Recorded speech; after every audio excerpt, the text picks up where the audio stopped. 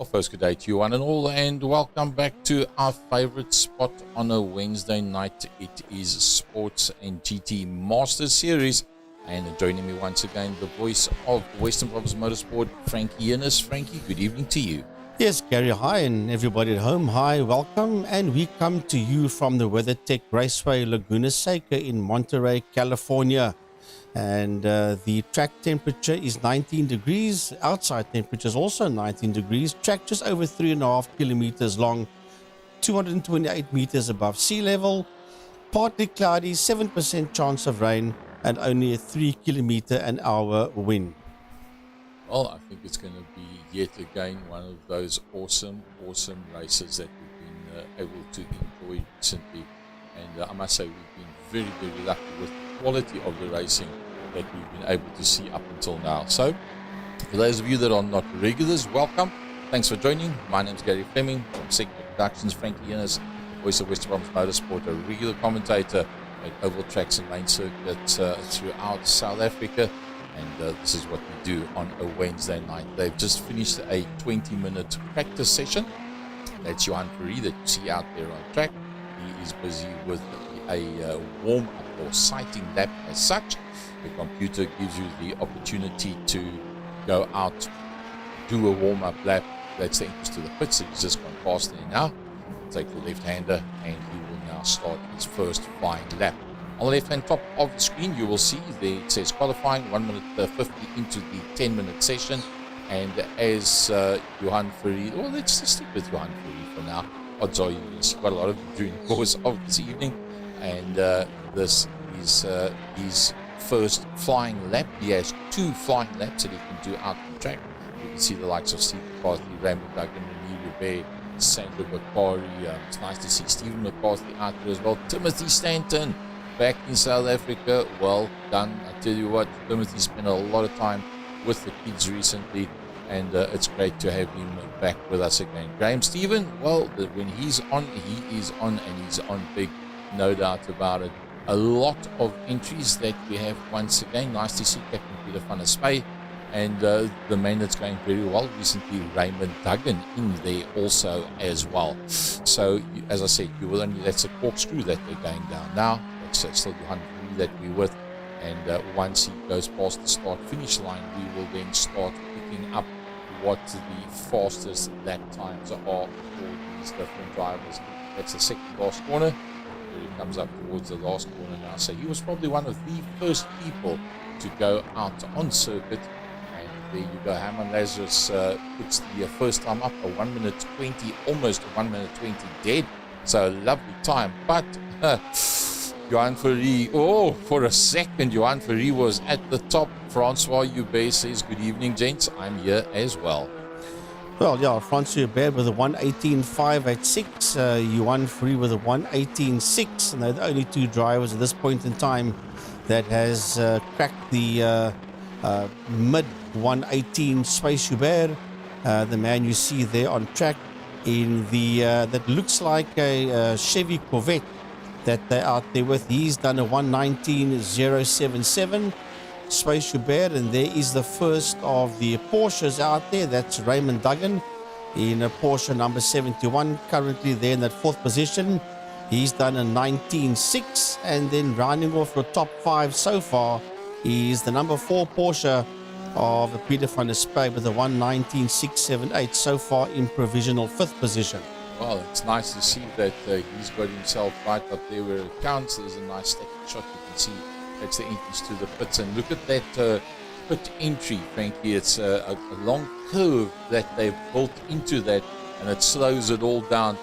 Talking about slow, let's talk about fast. Luke Lucchesi, 1:18.356, and now Francois Hubert beats that with a 1:18.335. So it's game on at the sharp end of the field so far between Francois Hubert and Luke Lucchesi. Sure, this is going to be something else. So Raymond Duggan finds himself so far in that 7th position, and he's got Herman Lazarus. Now Herman's actually done pretty well recently, as always, in his light powder blue cheapercars.co.za out there on the circuit. one of the BMWs. I think that's the M8 BMW, if I've got it correct. And there behind him is this man, Renier Hubert. And Renier Hubert, I think he is the only man in a Ford out there, must be the GT40, that he's out on circuit with. So completely different look to anything else. And as we said, in the Ferrari, welcome back in South Africa again, Timothy Stanton. Yeah, he just made his way through the rail straight, heading now towards the Corkscrew, dipping through the Corkscrew, going down towards turn 10. That is the rainy curve, and then from there, that's turn 9. Sorry, then going into turn 10, and that's turn 10, and then turn 11 is the last corner at Laguna Seca. There's the pit entry on his left-hand side as Timmy Stanton makes his way across the line, and he's in 11th position. Will he better that 11th position, Timothy Stanton? No, he doesn't, but he has done a personal best of a 1:20.137. Well, that's just 1/10 outside of where he really wanted to be. So let's see who's still out there on circuit. Most everybody on the second row of the grid. Space Hubert, one of his best for quite a long time. So the Huberts are in the house. Francois, so far, provisionally, front row of the grid, second row of the grid on the outside. Space Hubert, third row on the inside. Billy Hubert, see, oh, he recovers from that one. That's on the way up towards the Corkscrew. He recovers that one, so I don't believe Swayze Hubert is going to have a faster time this one. No, you can see there he's backed out of it completely. It's not going to be quicker than what he had before. Renier Hubert on his way back into the pits. Nice to see the likes of Colin Plitt. He's in fact already gone into the pit row. He's done his 2 laps already. Getting another one, Sandro Bakari. And Sandro Bakari, he seems to like his Porsches. He's out there once again in the Porsche. And Sandro's been doing, frankly, pretty well recently. Yeah, Sandro Bakari has been really on song, and I'm looking forward to hopefully seeing him at Killarney International Raceway this coming weekend for the Sports and GT. I'm not too sure if we're going to see him out there. I do have the entry list at home, and I don't remember seeing his name on it. Either way, he is one of our Sports and GT races together with Dr. Mike Verrier, as we ride here with Stephen McCarthy. Oh, he's not going to go any. Yeah, he's just done his lap. He's done a 1:23.81, and then Eugene Manouk, currently in that 20th position with a PB. They have a 1:23.968 in the Ferrari. One man that's really been battling out there is Willem Botha. We've seen Willem Botha recently be taking the bottom third of the grid board and the bottom third of the result board, and somehow just doesn't want to work for him. Look, Luke Lucchesi, 1:18.153. Luke Lucchesi, the fastest man out there at the WeatherTech Raceway Laguna Seca. Well, I'll tell you what, it's going to be a rumble in the jungle. The first 5 cars are all in the 1:18s, and all 3 of the Huberts are there. Currently, Francois in second, Swayze in fourth, and Peter in fifth. It's only Luke Lucchesi and Johan Fourie that is not part of that Hubert clan. And then just outside of the top 5 in P6 with a 1:19.244 is Graham Stephen, just ahead there of Captain Peter van der Spey. As you can see, there's virtually no cars out there on circuit at the moment. Peter Hubert, in fact, is just finishing off one last gasp attempt to see if he can move onto the second row of the grid. Well, to do that, he's got to beat the likes of Johan Fourie and or Swayze Hubert. That's not going to be easy whatsoever. So he is one of the last cars still out there, and let's hope for Peter Hubert that he can get it right. As he goes down towards turn 10. Is he going to make it in time? Yes, there's still 28 seconds to go. That's the pit entrance. He'll take that left-hander coming out into the straight. Can Peter Hubert get his best ever grid position to date? I don't believe he's ever been higher up than a 5th position. Nope, doesn't manage to go any quicker. 19.5, so that makes him pretty much the last man that's out there. 5 seconds to go, and that will close off the end of the qualifying session. and then we will have a look at the grid to see exactly who is going to be starting where. And I think this is going to be really a very, very interesting one. The championship is tight, it's close. It's Luc Bekesi that's on the front of the grid with Francois Hubert. Yeah, Johan Fourie and Space Hubert occupy that second row of the grid. Then it's Peter Hubert and Graham Stephen, Peter van der Spey, Raymond Duggan. Row 5, Davy Hubert and Herman Lazarus. Row 6, Rainier Hubert and Timothy Stanton. Row 7, Robbie Teings and Gerald Mouget. Row 8, Wayne Camage and Stephen McCarthy. Row 9, Colin Plitt and Willem Pina. Row 10, Sandra Bakari and Eugene Manouk. And row 11, Willem Botha and Mike Verrier. Oh, interesting stuff.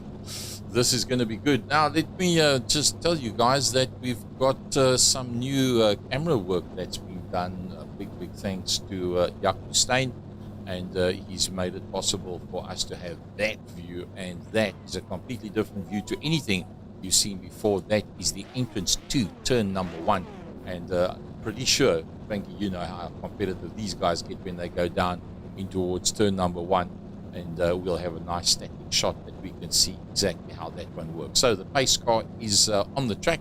It's going to be 45 minutes of happiness. That's going to hopefully for everybody happiness out there as the pace car leads off the grid. Luc Bekesi and Francois Hubert at the front row of the grid. In there behind that, Johan Fourie and Swayze Hubert. Look at that pack that's coming through behind that. Yeah, as they work their way through 45 minutes of action in the iRacing Master Series here at the WeatherTech Raceway Laguna Seca in Monterey, California, as we are about to go green. The green lights are on and away they go. Racing under the bridge into turn 1, into Andretti Hairpin they go now. Working their way towards and now through Andretti Hairpin. There's trouble in that bit back, but it's all about Luc Bekesi and Johan Fourie. They pop out of turn number 1 out of Andretti curve in P1 and P2. Now working their way around the racetrack. There's Raymond Duggan coming through. Wayne Camage is out there in that 13th position. He's just behind Stanton and ahead of Swayze Hubert. But we go back to Johan Fourie. That's sitting there in that second position. He's got Francois Hubert right on his case, followed there by Peter Hubert and Peter van der Spey. He's moved up a position. Graham Stephen has dropped down a position for that matter as they make their way into that left-hander. Now they start climbing slightly up the hill. That is the rail straight that they're on now. From here, they'll dive into that corkscrew. Through the corkscrew they go now. That must be scary, that corkscrew. Now they go into turn 9, heading towards turn 10. Well, turn 9 is actually the rainy curve. Now they're working their way through turn 10 and into turn 11. That is the final corner of the WeatherTech Raceway Laguna Seca circuit. Oh, you see how they're all coming through there, and Laguna Seca, a very well-known circuit, and it's got one hell of a history. Oh, somebody going off track there right at the back. I think that could have been, I'll see if I can pick that one up for you. I think that was maybe Sandra Bakari. Oh, it's Sandra Bakari that's gone into the pit lane. Let's go back to the front end of the field and let's see how we're looking. It's Luc Bekesi. Luc Bekesi leading them out very, very neatly, doing what he does best. Johan Fourie's right in there behind him. Never forget this man, Francois Hubert. Frankie, we know two things about him. One, he's super duper quick. He's always there where it counts. And two, he does not make mistakes very easy. No, Luc Bekesi is an awesome racing driver. So is Johan Fourie and that man that you're talking about, Francois Hubert. There's only 0.3 of a second between himself and Johan Fourie that is there in that second position. He's all over the back of Fourie as they work their way around. That was just coming out of the corkscrew, I think it was. Yes, it was indeed. Heading towards the rainy curve, through the rainy curve into turn 10 and now into turn 11 with a pit lane there on their left-hand side. It is race leader Luc Bekesi, followed by Johan Fourie and Francois Hubert. Nothing between them as the rest of the field just works their way out of turn 10 and into turn 11. And the quickest man out there with a 1:18.189 is your leader Luc Bekesi, and a personal best there with a 1:19.196 for Johan Fourie. Well, Luke Lucchesi looking very strong as usual, but as we know, Luke Lucchesi does drive very, very hard, and he does tend to have off here and there. But if there's anybody that can work his way back from a problem, it's Johan Ferry and Luke Lucchesi, no doubt about it. Stretching the legs out there of Johan Ferry just a little bit. Johan Ferry in that second position. So let's have a look at some of the action that's happened up until now. 3 laps done of this 45 lap race. We had a bit of a problem there for Wayne Camage. Oh, that was just too hard going into the corner. He got that one sorted out. Renier Hubert had a bit of a problem as well. Just using too much. Oh, he recovered very well, but probably cost himself 2 positions. Well, at least 1 position that he cost himself there. Swayze Hubert a little bit earlier on going off circuit as well. Also just too late and too hard on the brakes. Nice recovery to get back on as quick as possible and only lose out that 1 position. So just some of the interesting stuff that we've seen happening out there. Back to the front end of the field, Luke Lucchesi, he's doing it all right. There is no errors, no mistakes. Can Johan Ferry put the pressure on him? Once again, let's call the number. It's 1.9 or call it 2 seconds between Luke and Johan Ferry. Keep an eye on that 50% fuel load at the start of the race. Yeah, and 17 errors, and if you make any more than 17 errors, you get a drive-through with no disqualification. So at this point in time, it's all about Lucchesi. That's 1.8 seconds ahead of Johan Ferry, and he's been mugged there by Francois Hubert in that 3rd position. Francois only 1.4 seconds behind him, but Peter van der Spey in P4 has got the man in P5 in car number 2, namely Graham Stephen, right on his case. Graham Stephen is only 0.7 of a second in there behind Captain Peter van der Spey. As we keep an eye on them heading into turn number 11. That is the final corner of Laguna Seca Raceway. Heading down that main straight. Bit of a kink towards the end of it before they go into turn 1. Into the Andretti hairpin. And Graham Stephen all over the back there of Peter van der Spey. Van der Spey exceeds track limits there going into Andretti hairpin. It's a difficult hairpin. It literally tightens up, then it opens again, then it tightens up a second time. So there's only 1 line through that Andretti hairpin as they head under that the Firestone Bridge. And still Graham Stephen all over the back end there of Peter van der Spey.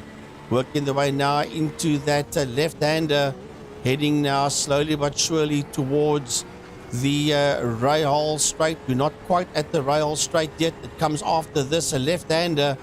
They'll go slightly uphill, and now they're on the Rahal Straight, and he's still all over him. After that crest there comes that dreaded corkscrew. There they go, through the corkscrew. You're going to be very careful not to exceed track limits there. From there they go into the rainy curve. Through the rainy curve, the 2 of them are working their way now into turn 10 and working their way towards turn 11, the final corner of the circuit. See, Eugene Manuk had a off, and he has gone back into the pits. So unfortunately not working out very well for him whatsoever. Francois Hubert starting to put the pressure now on the back of Johan Ferry, using the curbstones and more. So remember we said keep an eye on that 1.9, let's call it 2 seconds. Well, that 2 seconds between Luke Lucchesi and Johan Ferry has in fact become 2.8. So Luke undoubtedly the fastest out there. Francois Hubert putting the pressure on, but Graham Stevens got himself now to within a second of that man in front of him. Yeah, that's a lovely fight there between Van der Spey and Steven currently for that 4th position. That's the fight we're looking out for there on circuit. As you see, Graham Stephen, the 2 Porsches right there with each other, with the Van der Spey only 0.7 of a second in there ahead of Graham Stephen. And Graham Stephen in that golf-coloured outfit. We're used to seeing him with that golf colours. Graham Stephen sitting there in that 5th position is not going to give up this fight at this point in time. Yes, there's a 2.8 second gap between himself and Raymond Duggins. He's in a bit of a safety zone, but he wants that 4th position away from Van der Spey as they make their way into that final corner of the WeatherTech Raceway Laguna Seca. Down the home straight they go, under the Firestone Bridge. There you see the circuit's name just above the head. Through the kink they race into turn 1, and that is the Andretti hairpin. Let's go just a little bit further back and let's have a look at that Willem Botha battle. It's the beautiful DuPont colors, and he finds himself behind a massive battle directly in front of him, and that is Pieter Joubert on the back end of the cheapercars.co.za. Herman Lazarus, who has been doing better and better for every single race meeting that he's been out there recently.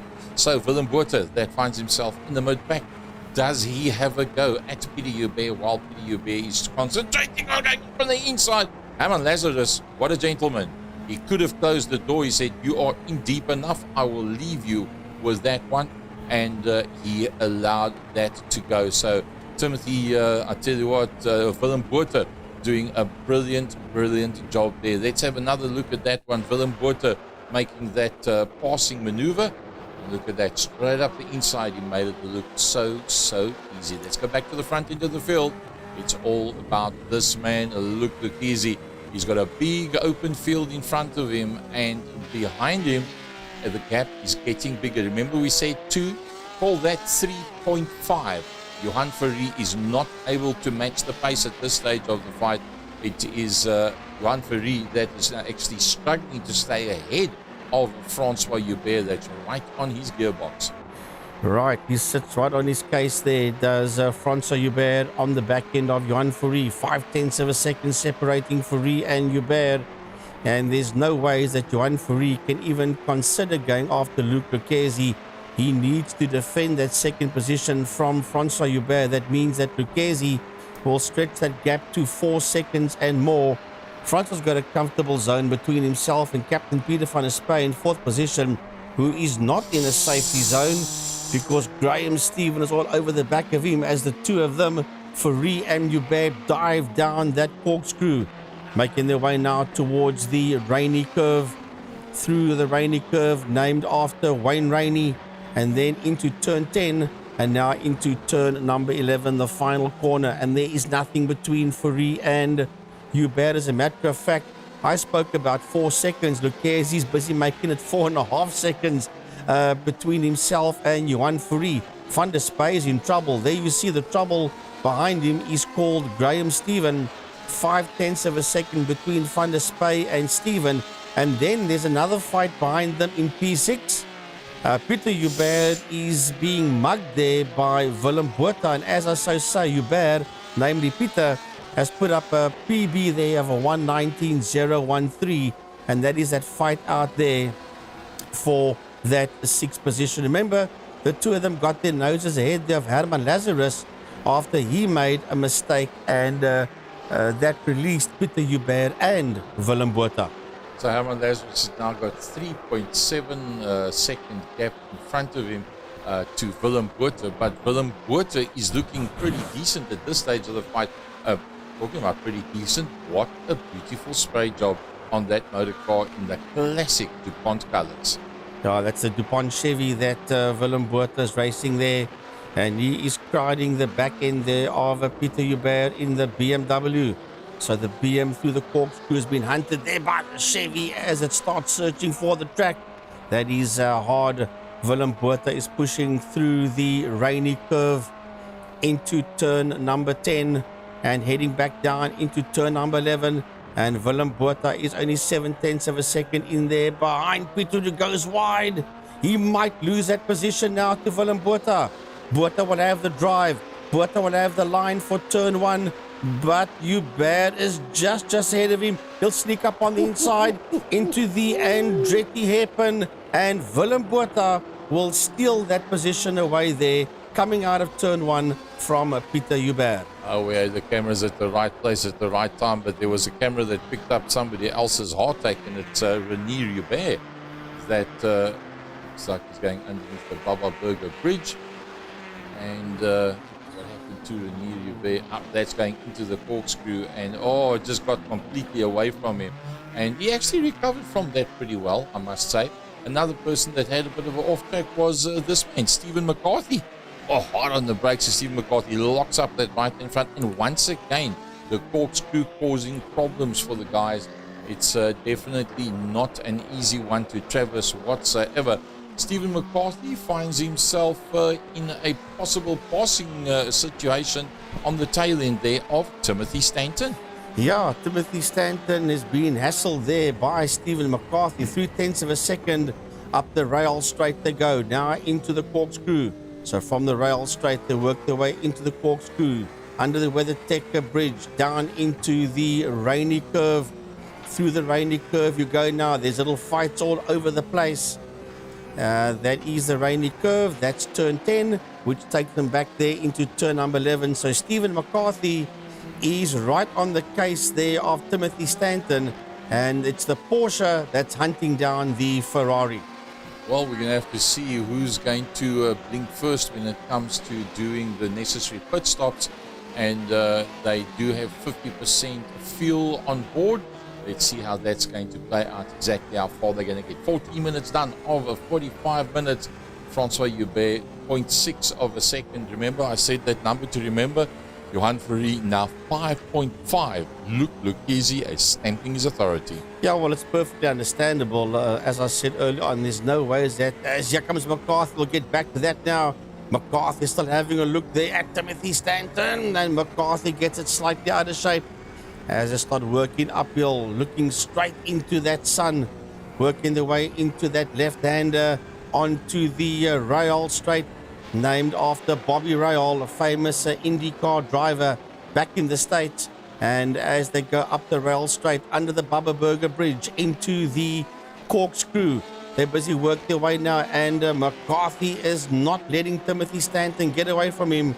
He's saying, Timothy Stanton, you put one wheel out of line and I will nail you. I'm only 7/10 of a second in there behind you as they work their way out of the final corner.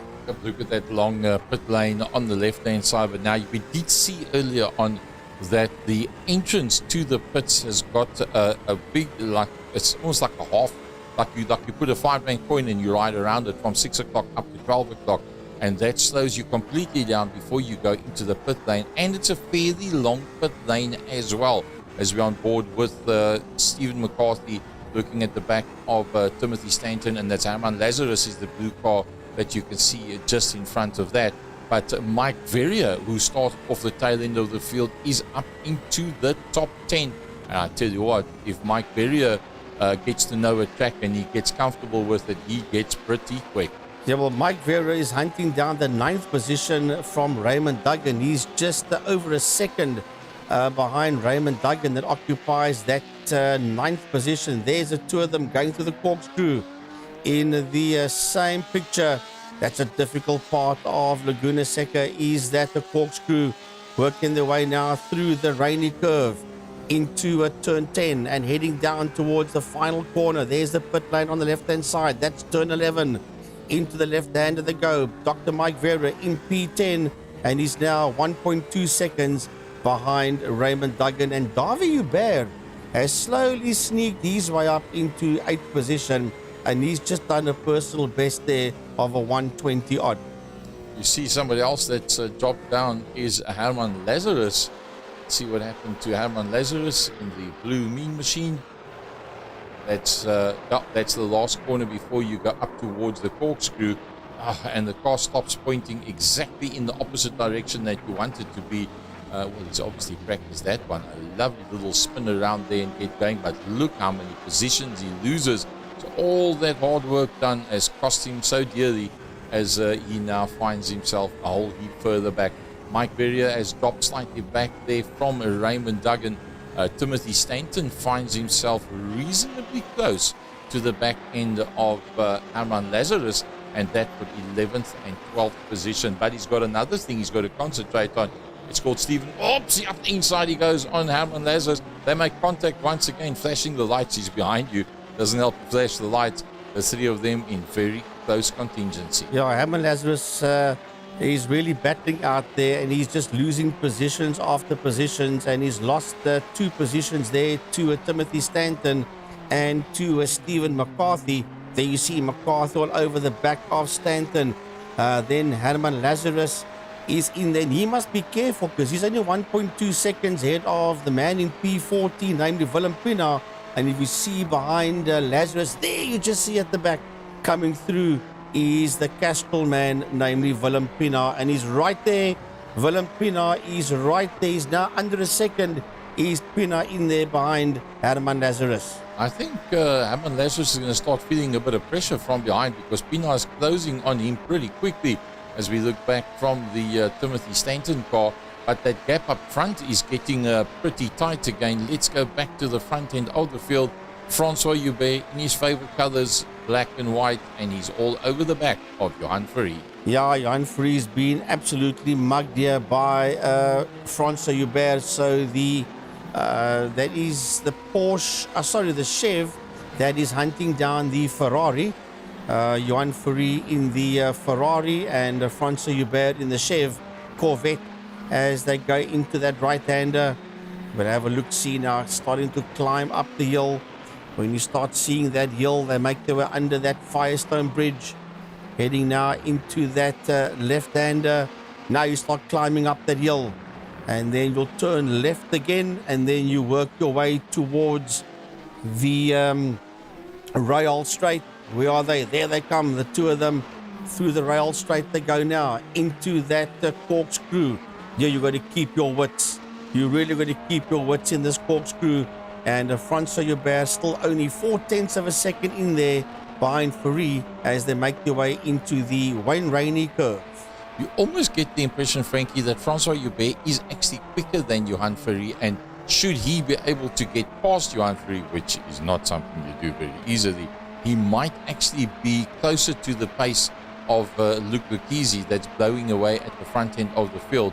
So I think Johan Fourie is very, very much under pressure right now. Yes, he is about 0.04 of a second, slightly quicker than what Johan Fourie is, and that really is not much. Here comes the DuPont Chevy of Willem Botha, 0.2 of a second behind the Porsche of Peter van der Spey, and that Chevy is all over the back of the Porsche as they make their way out. I think, is that Timothy Stanton that they're getting past? Timothy Stanton, yes, he's gone all the way down to 20th position. He was in the pit lane. So Timothy Stanton, okay, he was in the pit lane. Thanks for picking that one up, Gary. I never saw that he was there, so that will explain that one.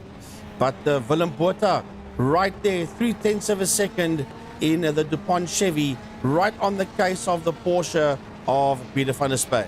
Well, that's having a look on that inside line, and once again trying to cover that inside line. Is that going to work? Yes, it does. Look at that.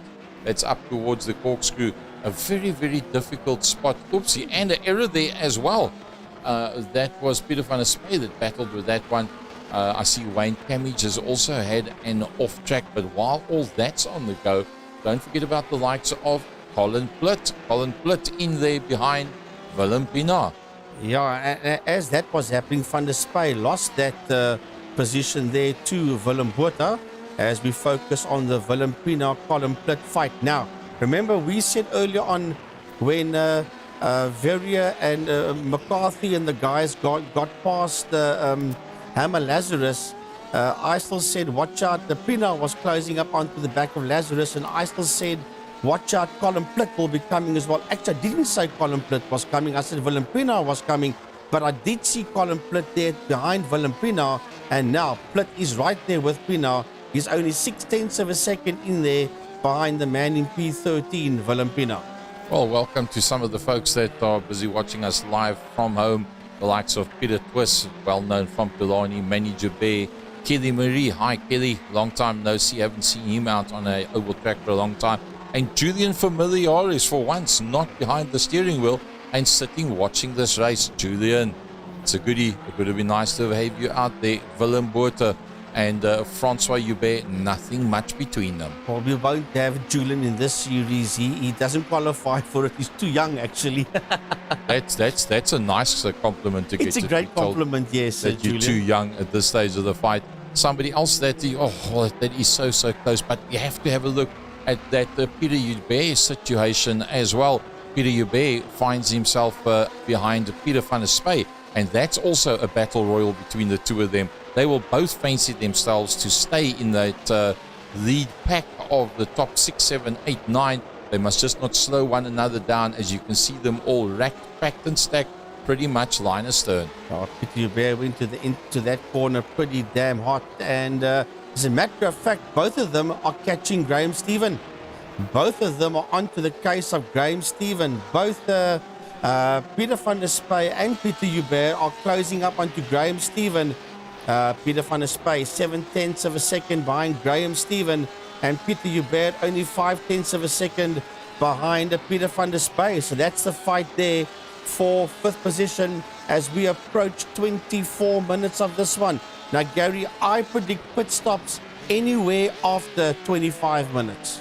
Probably yes, maybe even a touch before that, for all you know. So, Frankie, if your crew chief says to you, don't let the pressure get to you, I suppose rule 1, page 1, part 1, don't look in the rear view mirror if your name is Graham Stephen.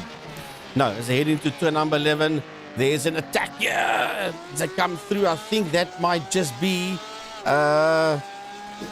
one of the back markers there. But Van der Spey, Peter van der Spey. Yes, he just got through. Ooh, it's getting hectic out there.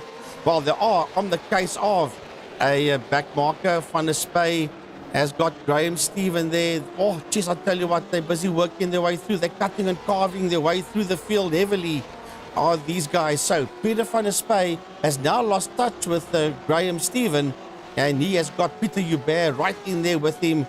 And it could have been that back marker that cost Van der Spey, because Graham Stephen has got away from him, and here comes Hubert, only 9/10 of a second behind Van der Spey. That, in fact, was Wayne Camage. Wayne Camage down in 19th position. And remember, I think Wayne Camage was one of the people that have been into the pits already. And we see that Willem Botha has had an off track. Let's have a quick look at that one. Yeah, Willem Botha just exceeding track limits there and into the kitty lift, and that's up the rail straight, putting it right up there against the side of the wall, now working his way towards the corkscrew. Well, he's just dirtied the nicest looking car out there, and it's a beautiful, beautiful spray job on that one. Let's have a look at the pit stops. Let's see who is where. And yes, it was Swayze Hubert that's been in. It was Renier Hubert that's been in. Twice for Sandro Bakari, twice for Timothy Stanton, and once for Eugene Minuk. That explains why they find themselves down at the tail end of the field. But frankly, as we said, it's a long pit lane. It's a long entry into the pit lane as well. Well, there is a lovely fight out there for that 14th position. Gerald Mouget and Robbie Teens is all over the back end there of the man in P14, namely Herman Lazarus. There's Robbie Teens right in front of Robbie Teens there. You see Gerald Mouget, and they are not too far behind Lazarus. Mouget is 1.5 seconds behind, 1.1 seconds behind Lazarus. There goes Lazarus, and then right in there you see Mouget and Teens. That's Lazarus turning into the left-hander, and then behind them you see Mouget and Teens, and they are fighting there for that 14th position that at this point in time has been held there by Herman Lazarus. He in turns only 1.2 seconds behind Colin Plitt. So if Colin makes a mistake there, he will have Herman, Gerald and Robbie right on his case. Now the next trick is, look at Luke Lucchese. He's 9 seconds ahead of Johan Ferry. But Luke Lucchese is coming up behind the man that we're riding on board with, Robbie Teens. He's in fact just on 4 seconds behind Robbie Teens. So in the not too distant future, Luke Lucchese is going to come up onto Robbie, Gerald and Herman that are pretty evenly matched. If you think down 3, down 1, down 4, they're all pretty much in the same kind of scenario. Is that going to be the key for going in for the stop before you get to that group of cars? That could just be where Luke Lucchese does the dive for the pits. And you've done more than 25 minutes. As a matter of fact, it's 27 minutes and 30 seconds. He's not going to go into the pit lane. He goes through now. Luke Lucchese is only, well, he's 9 seconds behind Robbie Teens. As a matter of fact, he's right there with Robbie Teens and them, and that is that fight there For 14th position that he will catch up to is Luke Lucchesi. There is Willem Botha, and Willem Botha is he's 22 seconds behind Francois Hubert, and he's 3.8 seconds ahead of Peter van der Spy. So he's in a safety zone at this point in time. Is Willem Botha, as we go back to the man sitting out there in P1, Luke Lucchesi, 9.1 seconds ahead there of second place man Johan Fourie. Lucchesi in the Marlboro colored Porsche, Johan Fourie in the Mike Fourie and Sons racing Ferrari. So there goes Graham Stephen making his way just through the rail straight. That's a replay of him getting it all wrong there and almost taking out Peter van der Spy as he rejoins there towards the bottom end of the Corkscrew. Timothy Stanton's also had a little bit of, once again, the Corkscrew, the guys just breaking a little bit too late and costing them pretty dearly. But have a look at this one. I think that it's going to probably be Luke Lucchesi, if I've got it correct, that has gone into the pit lane. Let's see if it is. Yes, he has. Luke Lucchesi is in. Johan Fourie is in. Where is Francois Hubert? There's Francois Hubert, and he goes right past him. So Francois Hubert goes to the front end of the field. Willem Botha is the next man. There he's coming through the second last corner. If he's going to go into the pits, it's going to be now. Yes, he does. Willem Botha is going into the pits. The next one coming through is going to be Peter van der Spy. Peter van der Spy decides he's going through. Where is Hubert? In the pit lane. Is in, and he brings with him, I think that Graham is Stephen. Graham Stephen. Yep, Graham Stephen goes in as well. So the man that decided to stay out, Francois Hubert, in his customary black and white colors, Graham Stephen leads them out. The next man behind him that is still to go into the pits is in fact Peter van der Spy, which means Luke Lucchesi now back out on circuit. Oh, Peter Hubert has gone into the pits as well. Graham Stephen is there in the pits. Willem Botha is in the pits, and there he is on his way out. So everybody pretty much doing their dive into the pits. It's all going to be eyes on this man now. It's Francois Hubert. Is he going to go into the pits this time around? Yes, he does. That means that the next man to come through is going to be Luke Lucchesi. And Luke's going to go and get past Gerald Maget as Gerald makes a mistake going through the Corkscrew. Here comes Luke Lucchesi. Can he recover ahead of Francois Hubert? Francois Hubert is in the pit lane right now. Luke Lucchesi is, he's still running down towards his spot. And he hasn't, there he stops now. Where's Luke Lucchesi? There Luke Lucchesi comes out into the straight. And I think that Luke Lucchesi, there's the man that he wants to get past, and he goes past Francois Hubert.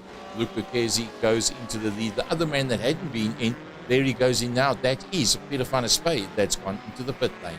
Yeah, and I see that the Davi Hubert is also making his way into the pit lane, and so was Raymond Duggan. So these guys are busy making their way into the pits. That means that Mike Verrier has not made a pit stop yet, and neither has Robbie Teings. And as I so say, Mike Verrier makes his way into pit lane. That means Robbie Teings needs to come and pit now with 31 minutes done. So Raymond Duggan has not been in, or has Raymond Duggan? Yeah, Raymond Duggan has now come into the pits as well. There's Raymond Duggan, he's already in, and Davi Hubert is in. Peter van der Spy on his way out of the pits. Now look at that pit lane coming out there. That's also a long left-hander. That's on the inside of turn number 1 as you come back out onto the circuit. And that takes quite a bit of time. So these pit stops is working out pretty expensive. Let's look at the time factor.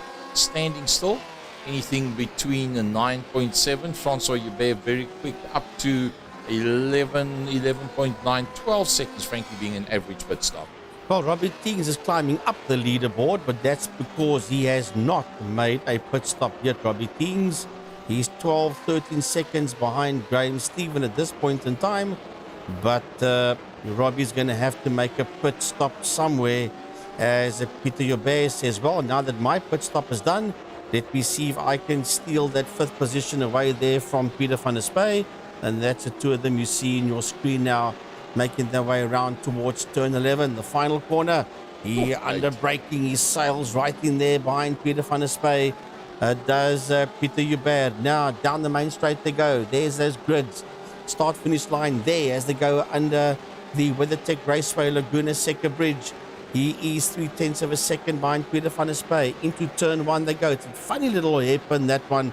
The Andretti hairpin with a pit exit there on their left-hand side as they start working their way. And Robbie Teens has eventually hit the pit lane.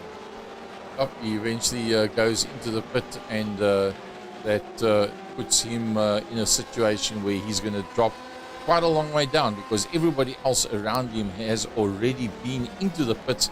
Robbie Teens, the comeback kid as we know him, met him not that long ago face to face at Killarney. He walked up to me in the pit lane, in fact with the SA Endurance Series, and he said, "Hi, how's it going?" So I said, "No, fine, lekker." He says, "You don't know who I am?" So I said, "To be very honest, no, I don't." He says, "Remember that guy called the comeback kid?" I said, "Rob, this is you." He says, "This is me, bud." And I had a lovely chat with Robbie Teens in the pit lane. It was fantastic to meet him face to face at that stage of the fight. Peter van der Spey wants to get into the top 5. Yeah, so as we watch Peter van der Spey busy making his way around, he is in turn is catching up to Peter Hubert. So Graham Stephen only 1.1 seconds behind Peter van der Spey, who in turn is 0.7 of a second there behind Peter Hubert, and Peter Hubert a lot quicker than what Peter van der Spey is, and Graham Stephen as well.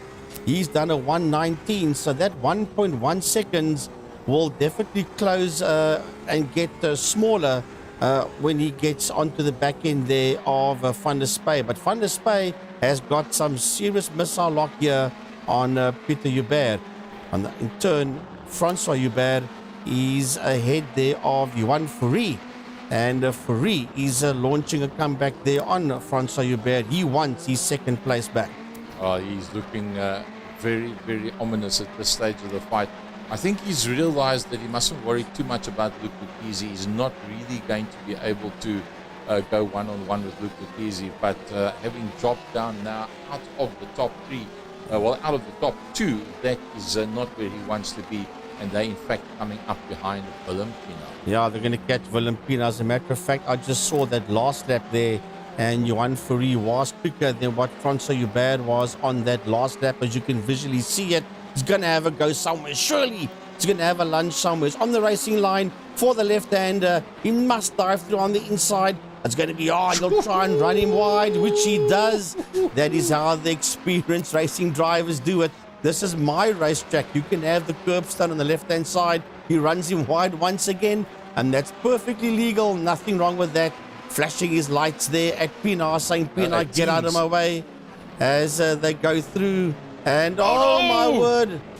Oh, my word. It was Willem Pina. It was not Robbie Teens. It was Willem Pina. And Willem Pina has just cost Johan Fourie. Well, let's see what happens. Does he end up going into pits? Does that car still handle all right? It doesn't look like the knocks were too hard, but it was both. Oh no, Johan Fourie's coming into the pits. It's not good. It's not good. Can you believe it? Oh, he almost took the wall out as he came in there. Now, how long is it going to take him to be able to sort this one out? Remember, Willem Botha was 18 seconds back from him. Let's see if we can pick up exactly where is Willem Botha. Will he get out ahead of Willem Botha? Yeah, Willem Botha comes out into the front straight. That means Willem Botha is going to be able to get past him. And, Willem Botha is going to take over that position from Johan Fourie. There he goes. The next one's going to be Peter Hubert. There, Peter Hubert comes through as well. So, Johan Fourie is going to have to get that car out of the pits kind of quickly. He's out already. He's out of the pits.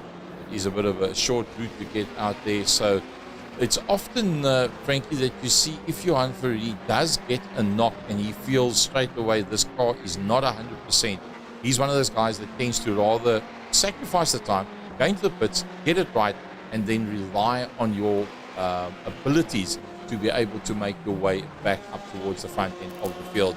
Graham Stephen on the back of Peter van der Spey. Yeah, he's right in the case there of Peter van der Spey. I was going to just say that Willem Botha is going to have to make a move there on Wayne Cabbage as you went to that other camera shot, and that is the one that we're looking at now, and that is Graham Stephen as van der Spey made a mistake there, and he was very slow coming out that the left-hander going onto the rail straight.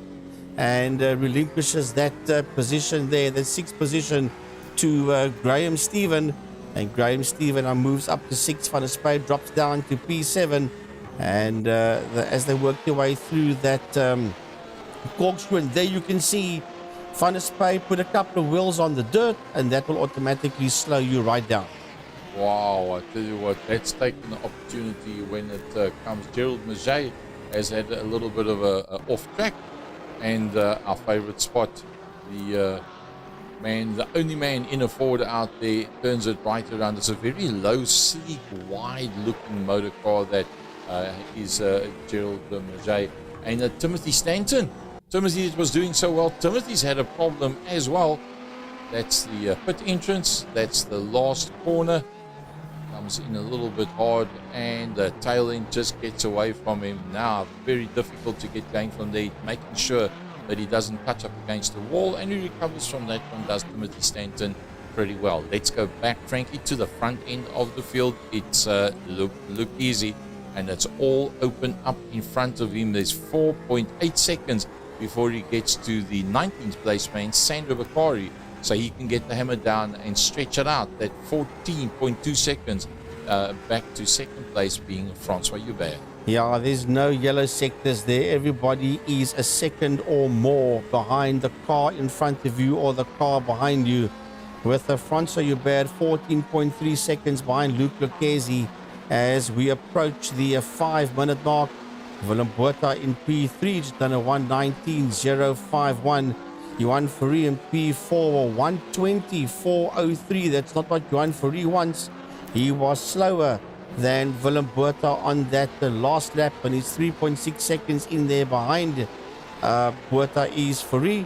Here comes Peter Hubert. He is in a lonely 5th position. Graham Stephen is in the lonely 6th position. Although Peter van der Spy is only 1.2 seconds behind him. Van der Spy there in that 7th place. If he ups it up a bit, Captain Pete, he can get onto that back wing there of the Stephen Porsche. Well, that front 7, Frankie, they pretty much in a class of their own at this stage of the fight, because it's 20 seconds back to the next man, that being David Joubert.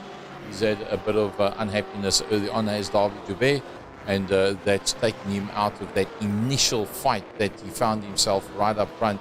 And he's got a reasonable gap on Raymond Duggan. Raymond Duggan once again in the top 10. Well done, Raymond, getting to where the points are available, and he's going to start becoming a top 5, top 6 championship contender in the not too distant future. Yeah, David Hubert working his way through the corkscrew, just came out of the rail straight now as he heads towards the rainy curve. They're talking about that man, Raymond Duggan. He sits there in a lonely 9th position.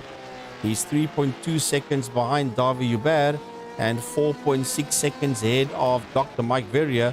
That rounds off the top 10, does the Dr. Mike Verrier, as we keep an eye on Duggan going down the main straight under the WeatherTech Raceway Laguna Seca Bridge, heading into turn 1, which is the Andretti hairpin, and there is the man in 10th position, Mike Verrier, 4.7 seconds behind Duggan, and Mike has done a 1:20.552. That was Mike Verrier's last lap.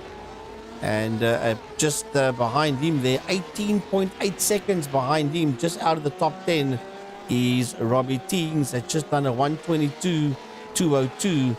As we still have a look at that lovely, lovely Porsche there of Mike Verrier in the Rico Barlow Racing and A-Call 24/7 outfit, busy making his way around. But Luke was coming up behind him. It's Luke Lucchesi. Luke Lucchesi coming up behind Mike Verrier. That means that he's on his way to lap everybody up to and including 10th position. Let's just sit back and watch exactly how he goes about his trade. There you see on board with Luke Lucchesi, it's Mike Verrier directly in front of him. Mike Verrier in a 10th position, and knowing Mike won't hold him up whatsoever. I don't think he'll give it away very easily, but he makes sure that he makes no impact on that lead car, loses very little time himself, and he lets Luke Lucchesi on his way from there. Another battle that's still reasonably close is Piri not that far off the tail end of that man in front of him, Johan Ferry. Can he close on Johan, or with Johan having been into the pits with his car being fixed, will Johan Ferry be able to close down to Willem Botha? Now, Frankie, the next question is, we already on 43 minutes. Is there enough time for Johan Ferry to get any further forward? No, I think he's going to be outside of the top 3 this time around. Yeah, that little situation early on between himself and Willem Pina, that's what cost Johan dearly, with him having to dive into the pit lane. That has cost him at least a 3rd position. He is slower on the last lap than what Botha was. In any case, there is Gerald Maget in the Gulf Ford GT40. Busy working his way around. That's a replay of him getting the tail end, stepping out. Is that your word for the day, GT40. Working his way around? No, that's more than one word. Well, that's actually as he turns it around. But the time is just about up. There's literally 1 minute and 5 seconds to go, and then it's going to be all over while the shouting. And I think Piri Hubert, where he finds himself now, he's not going to be able to close up onto the back of Johan Ferry. Let's honor the man up front. Look, is he in the Marlboro Porsche? He's done it all right. He qualified on the front of the grid. He's just up, dusted, and disappeared, doing what he does best. And he's lapped everybody up to, including 10th position, which is Dr. Mike Pereira, who's actually himself done very, very well, coming off the tail end of the field once again. Right, this will be the final lap for Luke Lucchesi with 44 minutes and 40 seconds done. There's 20 seconds to go. This should be his last lap as he makes his way around Laguna Seca. There's 10 more seconds to go. That was through the rail straight, and now making his way through the corkscrew. Luke Lucchesi will be heading towards the checkered flag. Luke Lucchesi is going to get that checkered flag. There he goes into turn 10, heading towards turn 11. The time is up, the checkered flag is out, and the Marlboro Porsche of Luke Lucchesi comes home in P1. Oh, brilliant drive. He'll be super duper tough with that. Francois Hubert, the next man through, as always, in a top point scoring position. Yeah, 15 seconds behind Luke Lucchesi is Francois Hubert. He will finish in a comfortable second position, and 22.1 seconds behind him is the DuPont Chevy Camaro of Willem Botha. That will finish there in that third position. He's making his way now towards turn 11 and heading towards the checkered flag. And in the background, you saw Johan Ferry. There's Johan coming out of turn number 11 now. And Johan Ferry will finish in P4, 4.8 seconds behind Willem Botha. And then Peter Hubert will round off the top 5, 4.7 seconds behind Johan Ferry. Next man coming through will be Graham Stephen. And I think he'll be fairly happy with that one. Peter van der Spey flashes the lights and swerves it across the track as David Jabet going through the last two corners. And he will be, I suppose he'll be happy with a top 10. But Raymond Duggan keeping him honest all the way to the line. And Raymond Duggan will finish in 9th position, 4/10 of a second behind David Hubert. And they will be the only 9 cars on the lead lap. Wow, that was utterly amazing stuff. Well, better than that, it doesn't get. That's everything we hoped for, wished for, and more. The WeatherTech Raceway Laguna Seca. And, well, there's a very, very well-known circuit located in Monterey County near the city of Monterey, California, and Salinas in the United States. Let's have a look at the final results as they came across the line. As soon as the computer puts that together for us, we will bring you that information. Results. Well, you can still see the cars there from the blimp making their way into the pit lane on the middle right-hand side of your screen. Those are still the cars out there busy heading into the pit lane. a lovely panoramic view of the WeatherTech Raceway Laguna Seca in Monterey in California, USA. Luc Lucchesi, François Hubert, and Willem Botha, those three drivers will occupy the first three steps of the podium. They will be proud to tell their friends tomorrow they beat the likes of Jan-Philippe Hubert and the Graham Stephen. Peter van der Spey outside of the top five, but he's always there and thereabouts. He's had a couple of unlucky incidents, in fact, a spree of unlucky incidents where he's been taken out, and I think he'll be pretty happy with this one. David Joubert, Raymond Duggan in the top 10. Mike Berrier, it rounds out the top 10, and that from the back of the field, starting in 18th position originally. Well, if I had to choose a driver of the day, it would be either between Peter van der Spey and David Hubert. It's one of the best drives I've seen Peter do in a long time. He is a top 10 contender, but I saw him more fighty, if I can use that word, to want to get into a higher position. And that's what I like to see from a driver, and that's what Peter van der Spey has done. He himself, of course, a seasoned driver at Killarney International Raceway. So yeah, my driver of the day would go to Peter van der Spey. Oh, I think I agree with you there. The comeback kid, Robbie Ting's just outside of the top 10 from Swayze Bay. Stephen McCarthy, looking forward to getting Sean McCarthy back out there again. Herman Lazarus, he was a bit unlucky with that cheapercars.co.za incident that he had. Colin Plitt from Willem Pinaar, Sandro Bakari, a very, very unlucky one for him with Gerald Crochet bringing up the tail end of the field. A brilliant race. Sportgen GT Master Series round number 8 of the 2022 season, coming to you from the WeatherTech Raceway in Laguna Seca. Frankie Yennis, thank you very much for joining us on the Second Gear Productions live stream this evening. Closing word from your side. Yeah, a pretty good one. It petered out towards the end, but in general, a very good round 8 of the iRacing Sportgen GT Master Series. And we're looking forward to see you same time, same place next week, Wednesday. But between now and next week, Wednesday, we've got 2 other race events coming up. And one of them is at the Western Province Motor Club at Killarney International Raceway this coming weekend. It is the following round of the Wingfield Motors Power Series. And then this coming Sunday is the first round of the iRacing 6-hour enduro. So there's 2 more events coming up before we see you again, same time, same place next week, Wednesday. So to Marianne Klaassen and Clinton Bezuidenhout, hope you guys enjoyed watching the live stream as well. From our side, Gary Fleming, on behalf of Second Gear Talk Show and Second Gear Productions, good night to you, one and all.